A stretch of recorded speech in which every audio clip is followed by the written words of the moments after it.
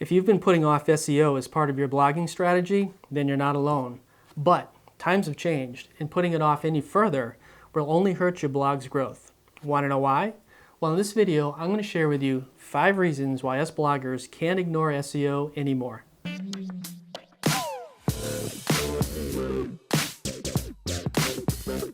Hey, John here from Online Business Ambitions, and real quick, if you're interested in learning more about SEO and online business, then please hit the subscribe button below.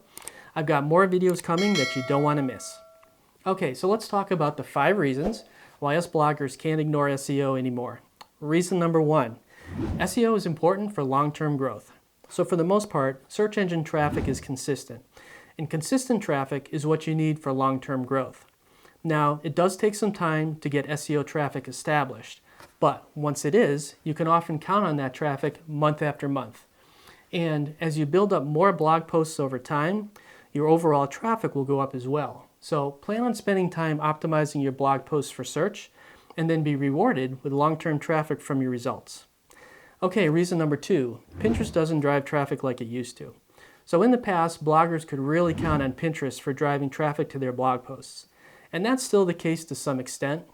But in 2020, Pinterest changed their algorithm to favor pins that have brand new, fresh images over pins that you reshare over and over again like we used to. So what this means is that you're now forced to create and publish brand new pins day after day if you want to drive a lot of Pinterest traffic to your blog. Now, I don't know about you, but being on a daily fresh pins hamster wheel is not for me. I would rather spend my time creating SEO optimized blog content and drive consistent traffic that way. Okay, reason number 3, paying for traffic is expensive.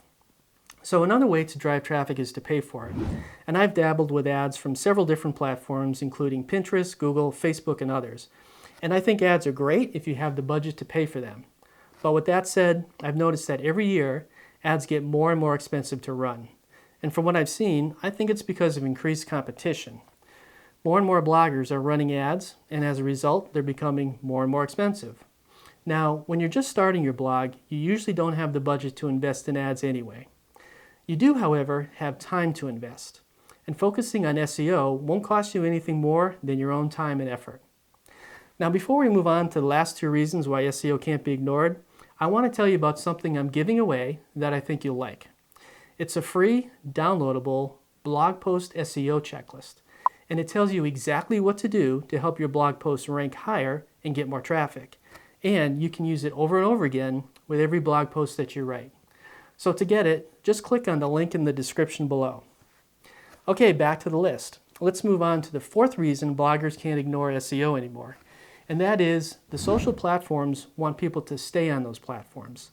You see, many people try to use social media to drive traffic to their blogs, and it can drive a little bit of traffic sometimes. But whether it's Facebook, Instagram, or whomever, the social platforms really want to keep you on their platforms. That's because once you click to leave the platform, you're no longer being presented with ways they can make money from you. For example, clicking on their ads. Also, anyone who's been blogging for a while knows that social traffic is way down from where it used to be. No longer can you post a link to your blog post and get good traffic from that link. It just doesn't work anymore. Of course, if you want to pay for that traffic, the social platforms are happy to let you do that. Okay, last but not least, reason number 5. Keyword research has become easy to do. So one of the best ways for bloggers to benefit from SEO is to research long-tail keywords. Then answer the intent of those keywords with blog posts that you publish. Now these days, finding those keywords has become easier and easier. There's plenty of good tools out there now, both free and paid, that'll help you do that. And honestly, you can also just use the suggestions that the search engines give you when you start typing in their search bars. Now, it used to be much harder to figure out what people were searching for, but these days, that's no longer an issue. Okay, and that wraps it up. So I hope you enjoyed this video, and I would love it if you would please leave a comment below. Bye for now.